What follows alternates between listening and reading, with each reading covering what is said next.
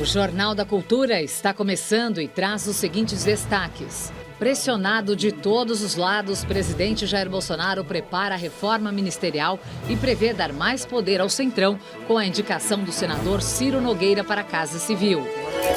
Em 6 anos, o Brasil perde quase 30 mil indústrias e 1.400.000 empregos. Mesmo sem orientação do Ministério da Saúde, o governo de São Paulo autoriza a segunda dose da vacina da Pfizer para grávidas que tomaram a primeira da AstraZeneca. Diretor-geral da OMS alerta para a nova onda da pandemia ao Comitê Olímpico na véspera da abertura dos Jogos de Tóquio. Chuva torrencial deixa pelo menos 25 mortos na China. Incêndios florestais devastam os Estados Unidos. Relatório aponta que a emissão de gases causadores do efeito estufa deve atingir níveis históricos até 2023. Olá, boa noite. Hoje na bancada temos o historiador e youtuber Marco Antônio Villa e o diretor do Instituto Butantan, Dimas Covas, integrante do Centro de Contingência do Coronavírus em São Paulo. E você pode fazer comentários pelo Twitter na hashtag Jornal da Cultura. Boa noite, doutor Dimas. Boa noite. Seja bem-vindo. Boa noite, Villa. Boa noite. Nas últimas 24 horas, 1.388 pessoas perderam a vida por causa da Covid no Brasil, segundo o consórcio de veículos de imprensa. A média móvel de mortes no país nos últimos 7 dias chegou a 1.170, o terceiro menor registro desde 1º de março. Na tela, em uma tarja preta à sua direita, estamos mostrando os óbitos acumulados desde o início da pandemia. Já são 545.690 vítimas da Covid-19 em mais de um ano. O presidente Jair Bolsonaro disse que vai anunciar na próxima segunda-feira uma mini-reforma ministerial, a terceira de seu governo. Uma das mudanças deve ser a indicação do senador Ciro Nogueira, líder do Centrão, para o comando da Casa Civil. O presidente confirmou hoje, em entrevista à Rádio Jovem Pan, sua intenção de fazer as mudanças no ministério. Já estamos trabalhando, inclusive, uma pequena mudança ministerial que deve ocorrer na segunda-feira, para ser mais preciso, né? Entre essas mudanças estaria a recriação do Ministério do Trabalho, que tiraria ainda mais poder da equipe econômica e que parece ser o fim do último superministério da era Bolsonaro. Paulo Guedes tentou minimizar as mudanças. Tem novidades chegando, tem novidades até na nossa organização. Essas novidades são justamente na direção de emprego e renda. O ministro-chefe da Secretaria-Geral da Presidência, Onyx Lorenzoni, é cotado para comandar a nova pasta. O general Luiz Eduardo Ramos deve deixar a Casa Civil para assumir o lugar de Onyx. E o senador Ciro Nogueira assumiria a Casa Civil. Ciro Nogueira é o presidente nacional do PP, um dos partidos do chamado Centrão e da base de sustentação de Bolsonaro no Congresso. Com a Casa Civil, a mais importante pasta da esplanada, o bloco ganha ainda mais poder, já que entre as novas atividades estão o relacionamento do Executivo com o Parlamento e a indicação de nomes e cargos para os mais variados setores do governo. Acomodar interesses políticos do Centrão, apaziguar o Centrão no Senado e na Câmara, blindar o presidente de impeachment, né, blindar ele mesmo de impeachment, né, e pavimentar a reeleição dele, né, fazendo com que o Centrão atue e ajude a criar as condições para a reeleição. O Centrão já foi alvo de duras críticas de bolsonaristas. O general Augusto Heleno, por exemplo, elevou o tom durante a convenção do PSL que oficializou o nome de Bolsonaro para concorrer à presidência da República em 2018. Se gritar, pega Centrão. Não fica 1, 2, não. 3 anos depois, negou a existência do bloco. Sobre Centrão, aquela brincadeira que eu fiz, não quer dizer que hoje exista Centrão. Isso foi muito modificado ao longo do tempo. E eu não tenho hoje essa opinião e nem reconheço hoje a existência desse Centrão. O aumento da presença do Centrão no governo vem no momento em que Bolsonaro vê sua popularidade caindo, principalmente com o avanço da CPI da pandemia. Antes crítico da política do toma lá da cá, o presidente dá espaço ao seu antigo desafeto. Em 2017, Ciro Nogueira chamou Bolsonaro de fascista. O Bolsonaro tem muita rejeição porque é um fascista. Ele tem um caráter fascista, preconceituoso. O Centrão, ele, na verdade, não é que ele vai se adaptando. O Centrão é o poder. Não importa quem esteja no poder. Se direita ou esquerda, o Centrão vai estar lá. O Centrão é eterno. Estava aqui antes de nós e continuará depois. O resultado de tudo isso é que não é que você tem um Centrão que serve a Bolsonaro, mas você tem um Bolsonaro que se tornou servidor do Centrão. Se for confirmada a ida do senador Ciro Nogueira para a Casa Civil, quem assume a vaga deixada no Senado é a mãe dele, Eliane Nogueira, que não tem experiência em cargos públicos. Vila, inacreditável, né? Depois a gente vê esse vídeo do Ciro Nogueira, do PP, chamando o Bolsonaro de fascista e preconceituoso. Estamos vendo o presidente querendo entregar o comando da política a ele. Bolsonaro se deu conta do quanto está fragilizado, entrou em desespero e não vê mais saída, Vila. Ele está desesperado, senhor. Não é sinal dele ter presença na política, dele estar forte, longe disso, né? Ele está no momento mais fraco desde o início do seu governo, lá 1º de janeiro de 2019. Mostra muita fraqueza. Ele se entregou ao Centrão, e o Centrão vem de a mãe e entrega. O Centrão está aí desde o primeiro governador-geral, desde o Tomé de Souza, lá em 1549, já tinha Centrão em Salvador. Então, a questão que se coloca é que o impeachment está muito próximo. E ele vai ser muito difícil, o Bolsonaro, quando o Centrão o abandonará e vai abandoná-lo, ele ter de justificar para os seus fanáticos, seguidores, que são muito pequenos, que ele teve de fazer essa aliança. Aí vai ser muito difícil. Então, é o sinal do desespero, o impeachment está logo aí, é só ter ação política. Aquela velha questão. Assim como o hábito não faz o monge, a crise não faz o impeachment, é necessária ação política.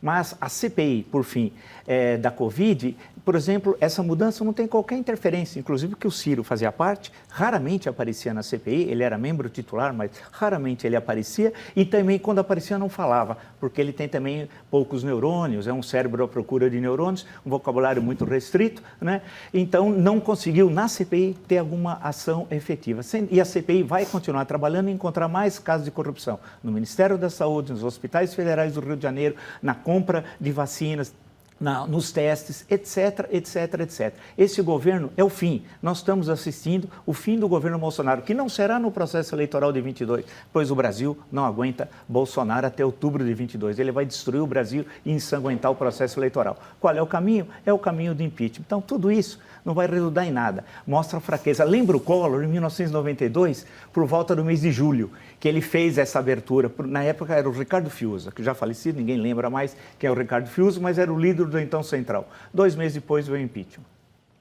Vila, se a nomeação de Ciro Nogueira for confirmada, o Exército sai dessa extremamente rebaixado e o ministro da Economia, Paulo Guedes, ainda mais desprestigiado, né? Mais uma cena que o rebaixa. O Exército, quando você vê que o Ramos ele vai para um lado, vai para o outro, mas não consegue trabalhar em nada, porque essa presença desses beócios, né, no Palácio do Planalto, né? É triste saber que um general de 4 estrelas, nós precisamos mudar as regras de promoção e de ensino militar, porque eles são um verdadeiro desastre. Então, o Exército continua muito queimado, especialmente entre as Forças Armadas, é o lado podre das Forças Armadas, como bem disse o senador Omar Aziz. Não falou das instituições, nem Exército, Marinha Aeronáutica. Falou de pessoas. E é o lado podre, sim, o lado corrupto. Agora, o Paulo Guedes, isso seria uma piada. Eu sempre disse aqui, quando ele era considerado um gênio da raça, nunca escreveu um livro, o Paulo Guedes. O Paulo Guedes é um personagem do Eça de Queiroz chamado Pacheco. Leiam lá, são 5 páginas, um conto muito curto. Ele é o Pacheco, ele não sabe nada em macroeconomia, não conhece o Brasil, não sabe, ele é um operador de mercado, ganhou dinheiro especulando na Bolsa. De economia brasileira ele não sabe nada e basta ver o desastre que nós estamos vivendo. Só para a gente finalizar rapidamente, quem serão os maiores perdedores com essa reforma do Bolsonaro que deve ser anunciada na segunda? Como é que fica o Onyx Lorenzoni, por exemplo? Esse daí também, ele está preocupado com os cabelos, né? Dele. É uma figura patética, o Onyx Lorenzoni. Daqui a alguns anos, o Gilberto Amado, grande memorialista, em certa época, quando foi fazer as suas memórias políticas, ele falava dos Van der Kolks do meu tempo.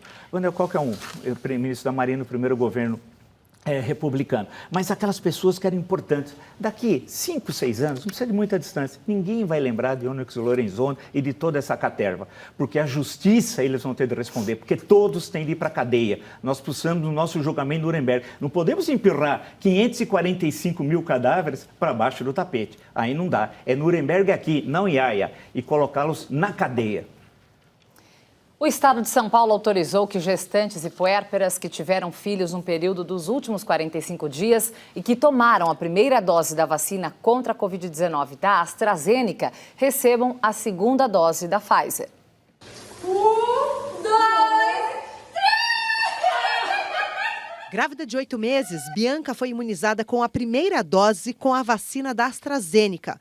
Mas o alívio se tornou preocupação em poucos dias, quando uma gestante do Rio de Janeiro morreu depois de receber o mesmo imunizante. No momento que você recebe a notícia, realmente é um choque, né? E não foi só eu, foram todas as gestantes que passaram por isso. O caso foi considerado extremamente raro na medicina e não fez o Ministério da Saúde mudar a orientação. Portanto, as gestantes que receberam a primeira dose da AstraZeneca devem esperar 45 dias após o parto para tomar a segunda dose do mesmo fabricante. Medida criticada por médicos. Para a gente ter uma certeza que deixar essas mulheres desprotegidas por períodos de até 10 meses fica uma incoerência muito grande com o nosso apelo a toda a população que faça a segunda dose. Então, por que a gestante não precisaria dessa segunda dose? Baseado em pesquisas científicas e contrariando a recomendação do Ministério da Saúde, hoje o Estado de São Paulo anunciou que gestantes e puérperas que tomaram a primeira dose da vacina da AstraZeneca devem completar o esquema vacinal com o imunizante da Pfizer. Se enquadram nesse perfil cerca de 9 mil mulheres. Existem já alguns estudos, sim, iniciais, da utilização da vacina da AstraZeneca e, posteriormente, a segunda dose com a vacina da Pfizer, onde foi observada que a imunidade era garantida com essa segunda dose da Pfizer e que não havia aumento dos efeitos adversos. A medida passa a valer a partir desta sexta-feira. Verifique seu cartão vacinal e, no prazo apropriado, que seria a segunda dose da AstraZeneca, ela não fará a AstraZeneca, e sim a vacina da Pfizer. Para a orientação, o governo de São Paulo se baseou na decisão do Supremo Tribunal Federal do ano passado, que deu autonomia para estados e municípios adotarem medidas de combate ao novo coronavírus. Foi o que fez o município do Rio de Janeiro. No mês passado, a cidade foi a primeira a autorizar a mesma combinação de imunizantes para este grupo, decisão seguida pelo estado.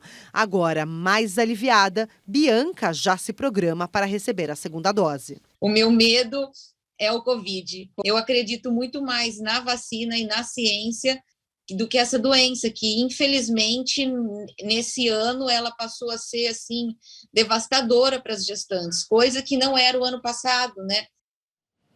Doutor Dimas, nós vimos que São Paulo autorizou que gestantes e puérperas tomem a primeira dose da AstraZeneca e a segunda dose da Pfizer, que é uma recomendação oposta à do Ministério da Saúde. Isso não gera dúvida e insegurança nessas mulheres? Olha, em primeiro lugar, esse é um número reduzido de pessoas. A maior parte das grávidas, das gestantes e puérperas, tem recebido a vacina do Butantan, Coronavac. Agora, isso decorre, essa questão da AstraZeneca, decorre de efeitos colaterais que foram observados e que podem trazer, de fato, problemas para essa população.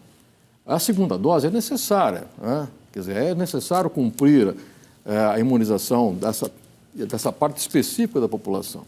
Agora, é preciso que essas pessoas, que essas mães e puérperas sejam acompanhadas para ver se essa combinação, de fato, está levando à imunização. Quer dizer, como foi dito aí pela pesquisadora, pela doutora, quer dizer, existem estudos iniciais, mas que ainda não são conclusivos. Quer dizer, a combinação de vacinas de marcas diferentes, ela precisa ser avaliada ainda no curso de estudos bem feitos e que mostrem, de fato, que essa combinação funciona. A medida é acertada, mas ela tem que se seguir com acompanhamento e aproveitar a oportunidade para fazer esses estudos. Ou seja, a decisão fica nas mãos do médico da gestante. Sempre é. A decisão do médico é fundamental. O que se oferece aí é a opção, acertadamente, de completar uma imunização, mas é preciso que se acompanhe. Doutor Dimas, de maneira geral, a imunização contra a Covid-19 oferece algum risco às gestantes? Não é que algumas vacinas têm no seu acompanhamento algumas reações colaterais que, quando comparada com o risco da Covid, são infinitamente pequenas, né? Mas existem esses riscos. Né? Então, como é uma situação especial, né, você submeter a mães, né, a um risco adicional não se justifica. Quer dizer, você tendo a alternativa terapêutica, não se justifica. Né? Então, a decisão, sem dúvida nenhuma, é acertada também de ter suspenso lá atrás a aplicação da vacina nessa população. E as mães que estão contaminadas, né, pela Covid, elas podem amamentar seus bebês com segurança ou não devem amamentá-los? Olha, veja bem, a amamentação, às vezes, é o único recurso de nutrição da criança, certo? Então, primeiro, se a pessoa está acometida por uma infecção aguda, ela tem que ter assistência médica, tem que ser olhado para o caso em especial e aí receber a orientação adequada. Se é um caso que a criança nasceu sem problemas, ela está sem problema, está assintomática, e não tem nenhum risco envolvido, o médico vai saber orientar e vai dizer que, mesmo que interrompa a amamentação por um tempo, é necessário que a amamentação seja retomada. Quer dizer, nós sabemos o valor fundamental da amamentação. Né? Então, mesmo que haja uma interrupção, ela deve ser retomada logo depois. E você vai ver a seguir? 4 milhões de brasileiros não retornaram para a aplicação da segunda dose da vacina. E ainda, em 6 anos, quase 30 mil indústrias fecharam as portas no Brasil. Aguarde que nós voltamos em instantes.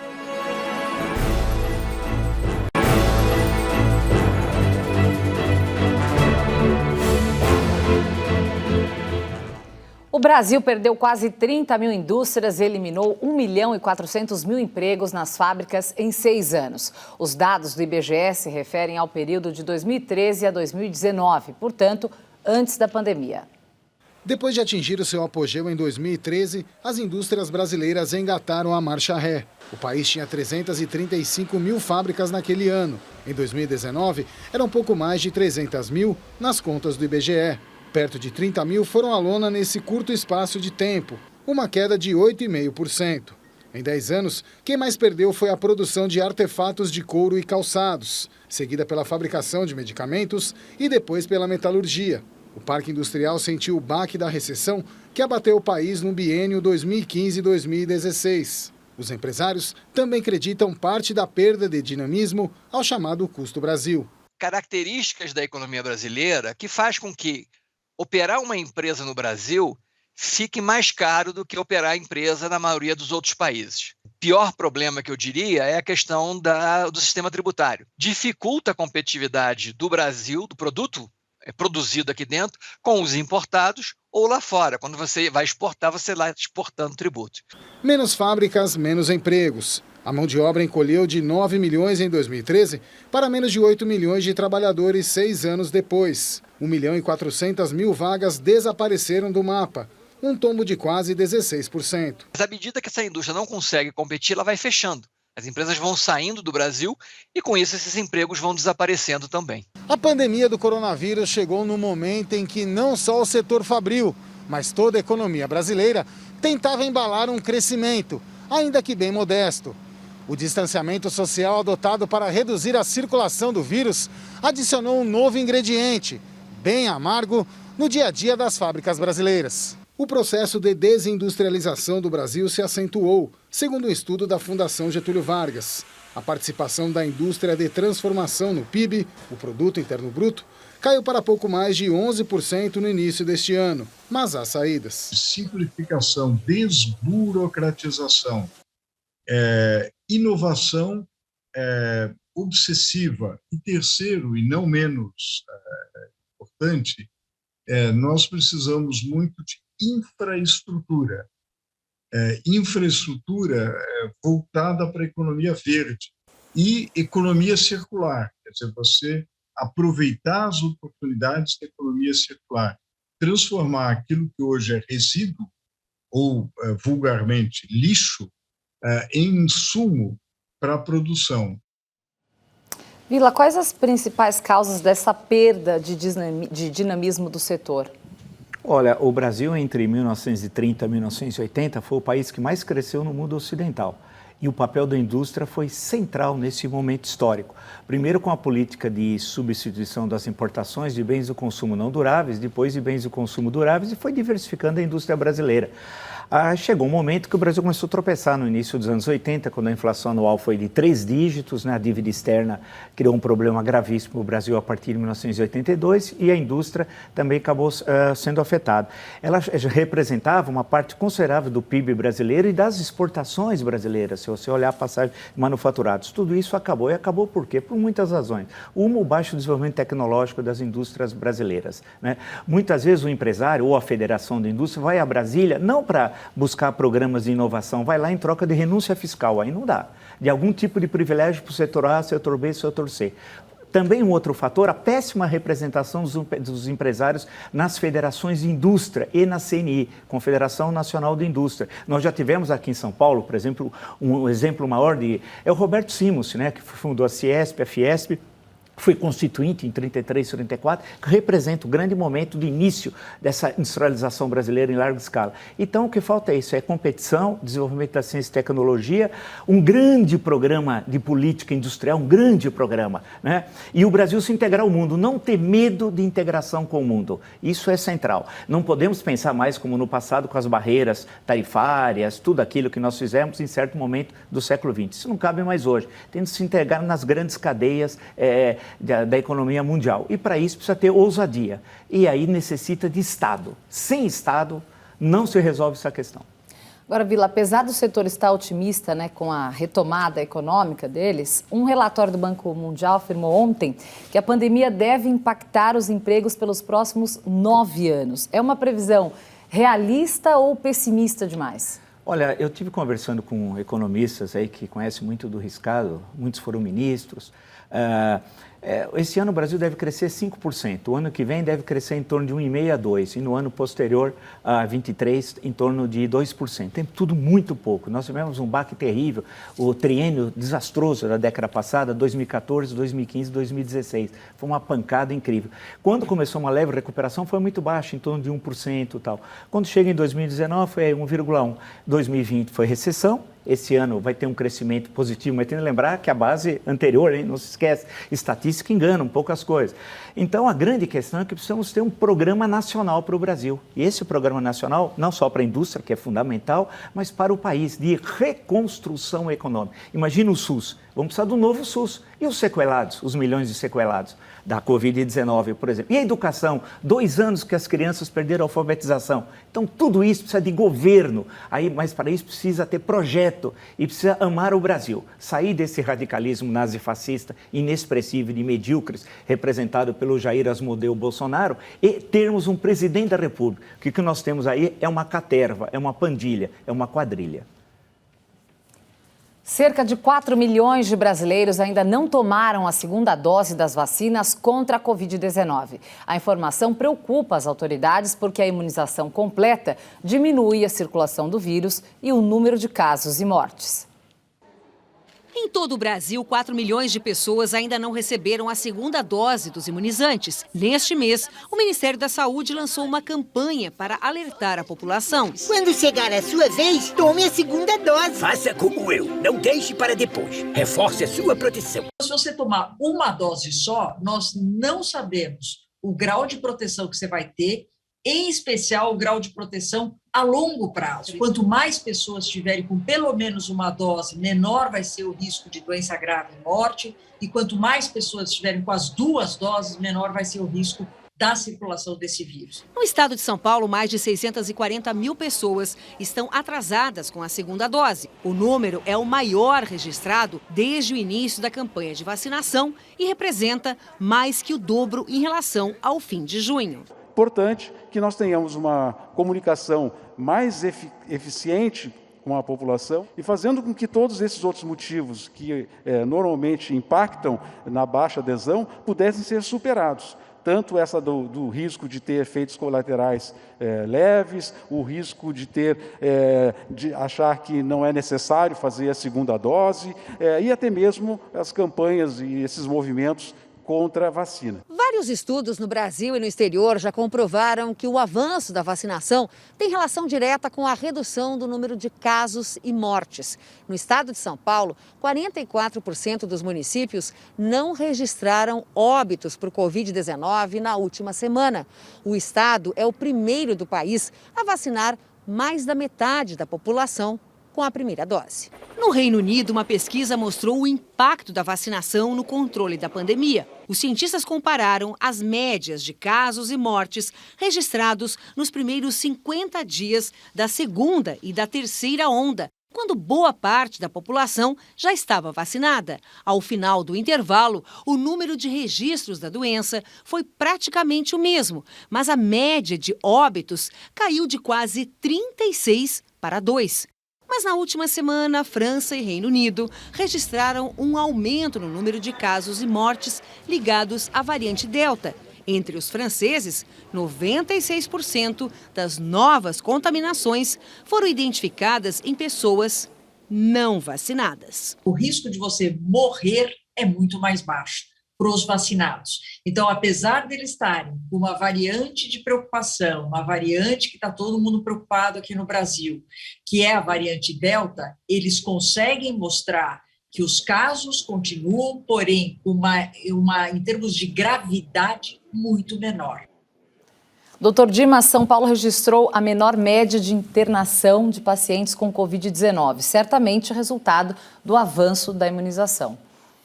Sem dúvida, a vacinação tem um componente importante e tem o componente também do controle epidemiológico. Quer dizer, o Estado de São Paulo ainda está no meio do período de restrição. Então, esses efeitos se somam. Quer dizer, o efeito do comportamento populacional restringindo a circulação do vírus, mais o efeito da vacina. Quer dizer, as duas coisas têm que andar juntos. E isso vai resultar, obviamente, se isso for mantido ainda por um tempo, vai registrar cada vez mais menor número de internações e menor número de casos, à medida que a vacinação progredir para a segunda dose.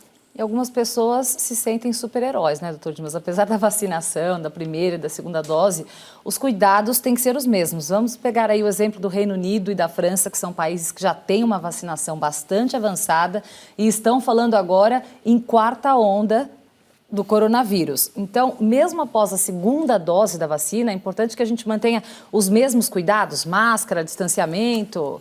Veja, a epidemia nos ensina diariamente o que nós devemos fazer, é só prestar atenção.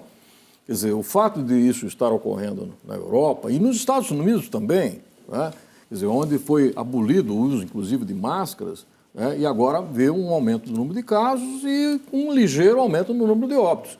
Então, que sirva de lição, aqui no Brasil. Nós estamos avançando com a vacinação, mas as medidas não farmacológicas, o uso de máscara, a higiene das mãos, a higiene das vias aéreas, o distanciamento físico, evitar aglomeração, isso tem que ser mantido. Isso é pilar fundamental do combate à pandemia. Quer dizer, como eu mencionei, as duas medidas, o combate da epidemiologia do vírus por um lado e a vacinação do outro.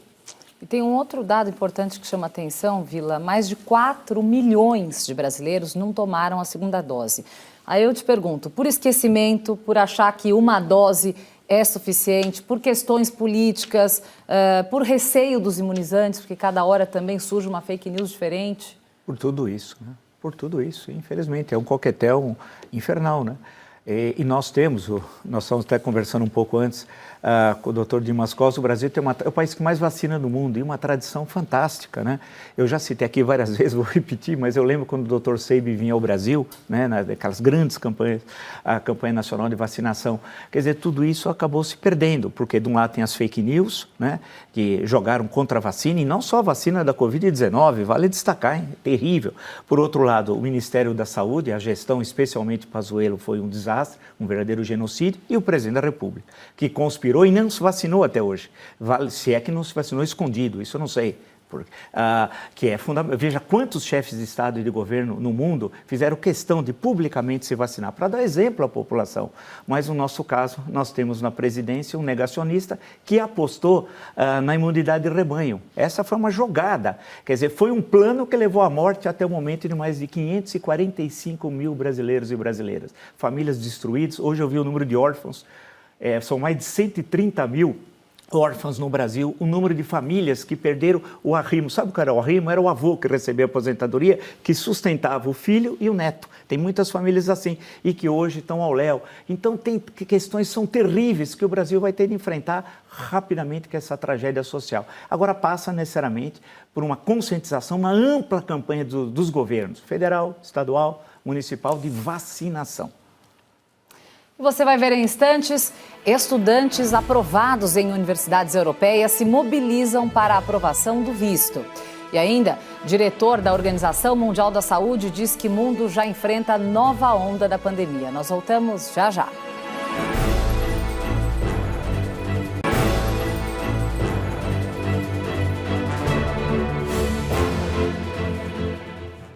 Estudantes brasileiros aprovados em universidades na Europa vivem momentos de apreensão. Por causa das restrições impostas a viajantes do Brasil em vários países do bloco, a emissão de vistos de estudo está suspensa. Pelas redes sociais, eles pressionam as autoridades e cobram solução para que consigam embarcar. Este é o Valmir durante uma aula no Conservatório Real de Música de Liege, na Bélgica. O estudante já saiu do ensino médio com a vaga garantida para a graduação belga. Depois de cursar o primeiro ano, teve que voltar ao Brasil para regularizar o visto de estudo. Mas com as restrições a viajantes brasileiros, não sabe se vai conseguir retornar. Eu ia viajar no dia 29 de abril à noite e no dia 27 teve uma reunião e no dia 28 foi imposta uma nova restrição de viagens com o Brasil, Índia e África do Sul, que são os países considerados de alto risco, né? A Luísa é bióloga e passou para um mestrado em turismo sustentável em Barcelona, na Espanha.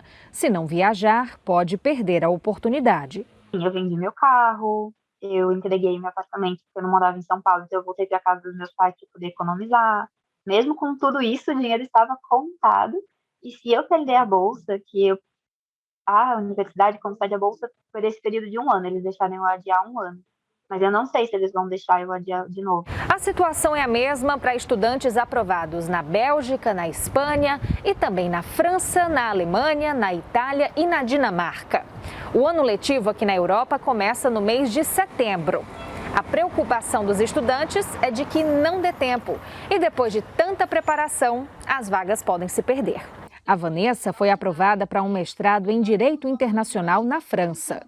Nesta semana, o país decidiu que vai retomar a emissão dos vistos, mas só para estudantes que comprovem a vacinação. Não sabemos se teremos o ciclo completo de vacinação. Eu mesma já tomei a primeira dose, mas ainda não tomei a segunda dose. Então, se você tiver que comprovar a sua vacinação completa perante o consulado, vai ser quase impossível para a maioria desses estudantes e pesquisadores. Ao todo, são cerca de 2.500 estudantes envolvidos em mobilizações, principalmente pelas redes sociais, que têm ganhado cada vez mais apoio. Eles afirmam que foi o jeito que encontraram, depois de muitas tentativas junto ao Itamaraty. O movimento encaminhou e-mail para todos os parlamentares da Assembleia Nacional, então nós contamos com um apoio expressivo na França, mas infelizmente no Brasil não é da mesma forma. A gente está muito desesperado e queremos poder voltar, poder continuar, poder trazer levar um pouco do conhecimento do Brasil para lá e trazer isso de volta para nossa nação também.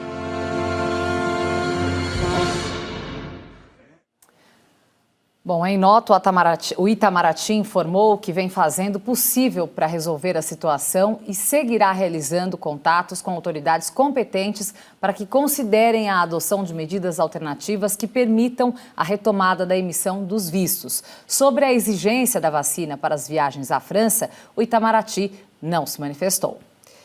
Bom, doutor Dimas, se a União não tivesse sabotado vacinas e atrasado a imunização, talvez o Brasil não fosse tão temido nos países do exterior.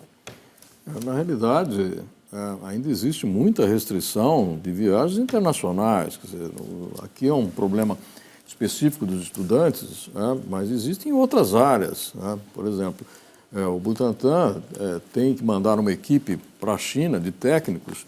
E a China ainda é muito fechada, quer dizer, a pessoa pode ir, mas fica 1 mês em quarentena. Então, existe muita restrição e essas restrições elas só vão ser amainadas à medida que há o controle da pandemia, né? Sem dúvida nenhuma, o descontrole da pandemia aqui no Brasil, a existência de uma variante perigosa, que é a variante Gama, leva os países a adotar medidas de restrição, né? Agora, óbvio, existem formas alternativas, a quarentena é uma delas, a vacinação é outra. Quer dizer, há formas de você vencer essas barreiras, sem dúvida nenhuma. Sim. E Vila, o governo brasileiro não deveria intervir com mais empenho e mais celeridade para resolver esse problema? Porque o estudante, ele está pagando uma conta que não é dele. Sim. Aí, não só o Itamaraty, como já foi citado na reportagem, mas o Ministério da Ciência e Tecnologia. A pergunta é, onde está o ministro? Né? Por exemplo, esse ministro estava naquela live quando o presidente usou aquela expressão, que não vem ao caso repeti-la aqui, porque só o marginal fala aquilo.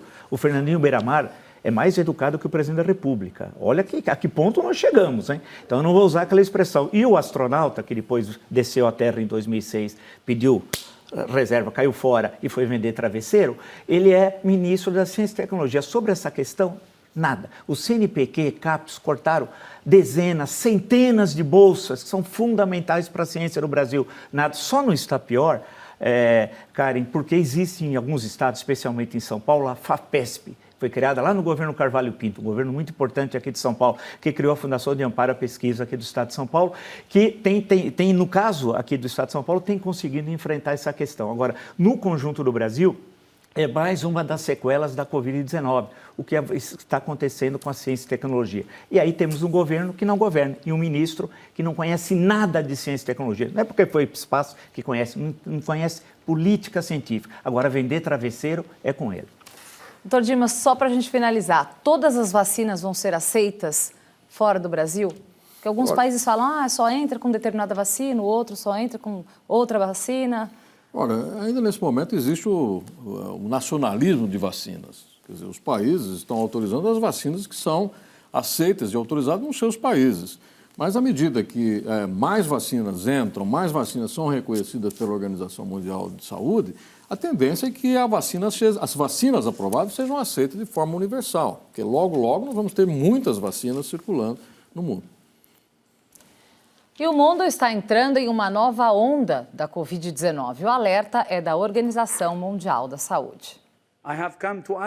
Discursando para integrantes do Comitê Olímpico Internacional, o diretor da OMS disse que 19 meses depois do início da pandemia e 7 meses após as primeiras vacinas, o mundo registra estágios iniciais de uma nova onda de infecções e mortes pelo coronavírus. Para Tedros Adhanom, a falha em compartilhar vacinas, testes e tratamentos está alimentando uma pandemia de duas vias, em que países se abrem enquanto outros voltam a fechar. The pandemic is a test and the world is failing. A pandemia é um teste e o mundo está falhando, disse Tedros. A ameaça da Covid-19 continuará até que todos os países tenham controle sobre a doença. Os Jogos Olímpicos são outra preocupação das autoridades. Há 2 dias da cerimônia de abertura, 79 casos foram confirmados entre os credenciados para a competição. 8 são atletas. Tedros admitiu para os organizadores que o risco de contaminação é inevitável. Por isso, o sucesso da Olimpíada será medido pela rapidez em identificar, isolar, investigar e cuidar para que a transmissão do coronavírus seja interrompida. Doutor Dimas, e se a transmissão não for interrompida? Valia a pena correr esse risco? Vários alertas foram dados sobre a chance de casos de contaminação e eles insistiram com a Olimpíada. Sim, isso é uma história que foi, vamos dizer, cantada com muita antecedência. Óbvio que isso iria acontecer, como aconteceu aqui no Brasil com a Copa América. Agora, o alerta do Tedros, que é o comandante da Organização Mundial de Saúde nesse momento, é importantíssimo.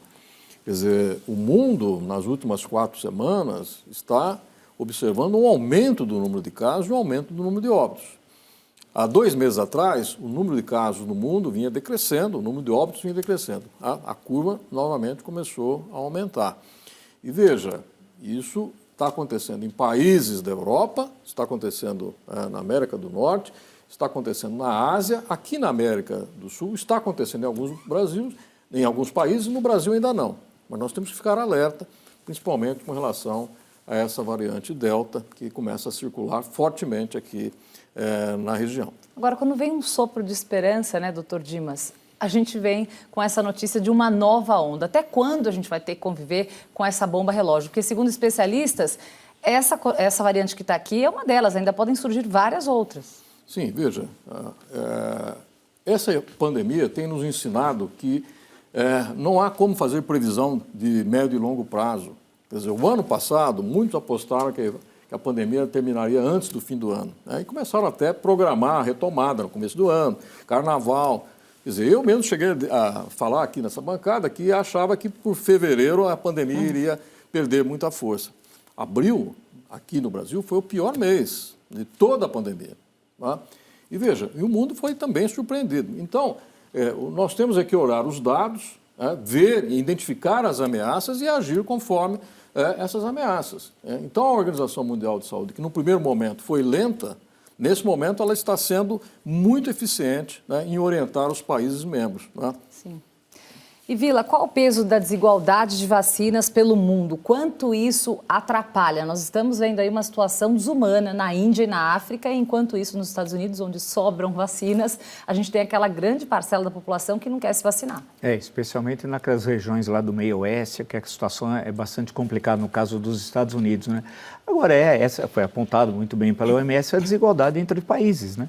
Que é terrível, e a questão da vacina está colocada. E essa dificuldade de se retomar a normalidade, que parece que não vai ser tão rápido, né? Como estava dizendo o doutor Dimas Covas.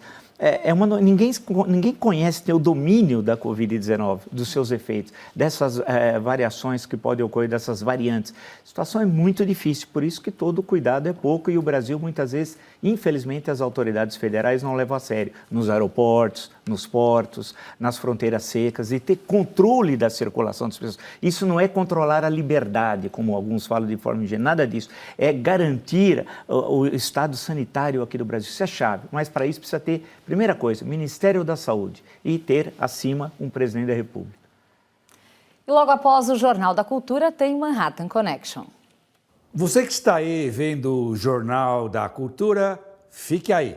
Daqui a pouco no Manhattan Connection nós vamos conversar com o escritor Laurentino Gomes e com o humorista Hélio de la Penha. Até mais.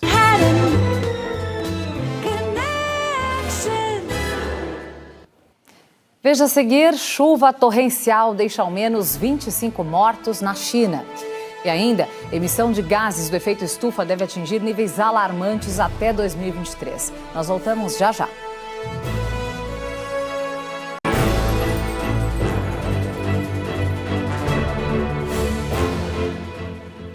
O Tribunal de Contas da União deu 120 dias para o governo federal apresentar um plano de ação para corrigir as ações de combate ao desmatamento e às queimadas na Amazônia.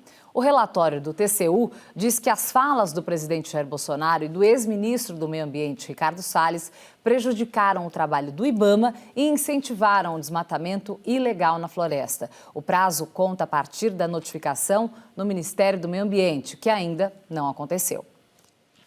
Subiu para 25 o número de mortos por causa da chuva na China, a mais forte em 1000 anos, segundo autoridades.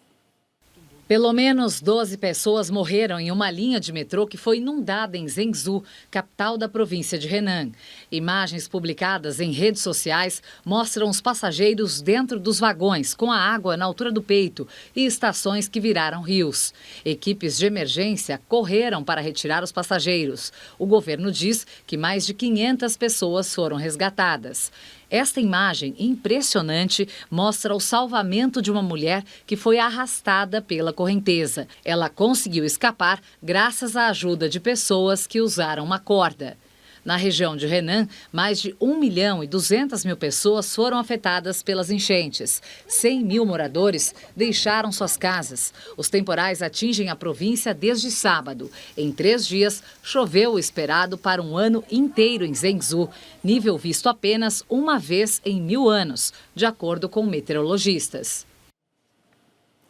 A chuva na China é consequência da mudança climática no planeta. Um relatório da Agência Internacional de Energia alerta que as emissões de gás carbônico, principal causador do aquecimento global, devem atingir um nível sem precedentes até 2023. O relatório foi divulgado na véspera do encontro de ministros do Meio Ambiente e Energia do G20, em Nápoles, na Itália.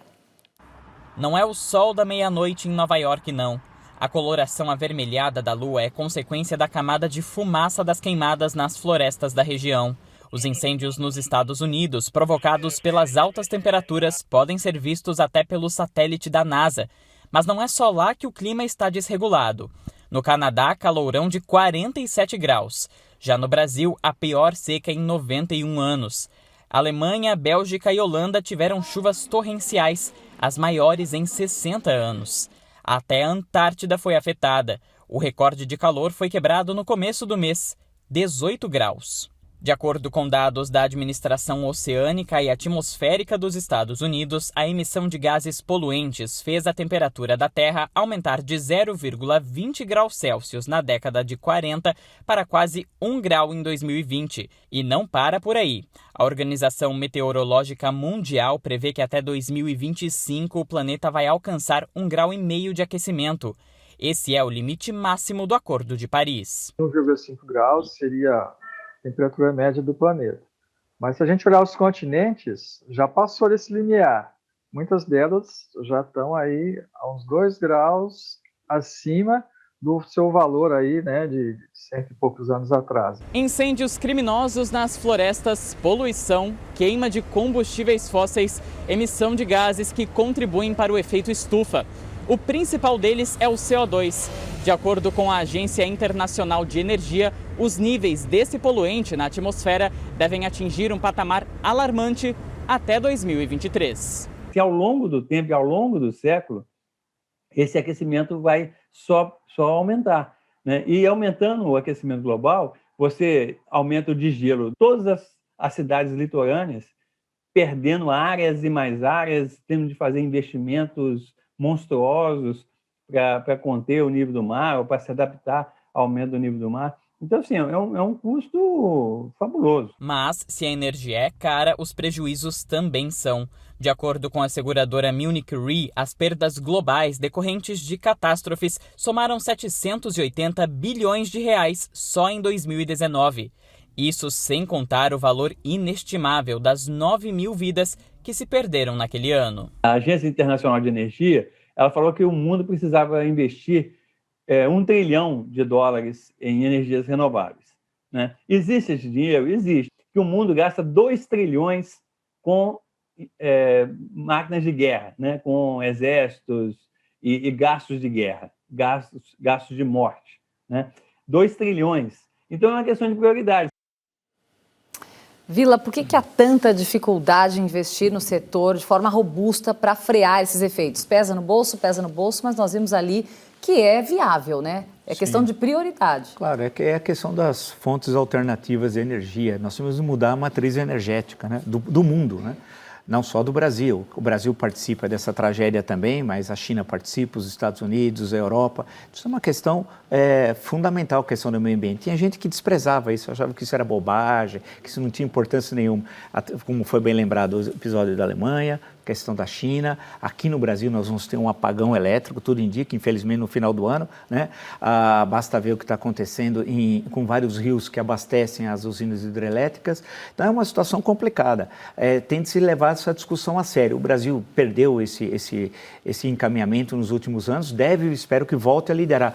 Por fim, lembrar que a primeira reunião que discutiu isso foi aqui no Brasil, em 1992, a Rio 92, a Eco 92. Foi a maior reunião de chefes de Estado até aquele momento na história do mundo, de chefes de Estado e de governo, para discutir justamente a ecologia. Foi aqui no Brasil, no Rio de Janeiro, e veja como Itamaraty é eficiente, em pleno processo de impeachment de Fernando Collor, e deu tudo certo. Mais de uma centena de chefes de Estado e de governo, e o Brasil deu início a essa discussão para o mundo. Pena que o Brasil acabou perdendo o passo nos últimos anos. Você citou a China, a Alemanha, e nós mostramos imagem ali das tragédias. E hoje também, Dr. Dimas, Nova York foi coberta por uma fumaça de incêndio florestal que percorreu aí 4.000 quilômetros e cobriu Nova York, né? Quais são os riscos para o nosso sistema respiratório inalar esse tipo de fumaça? E isso, a gente está vendo, as queimadas estão ficando cada vez mais recorrentes no mundo inteiro.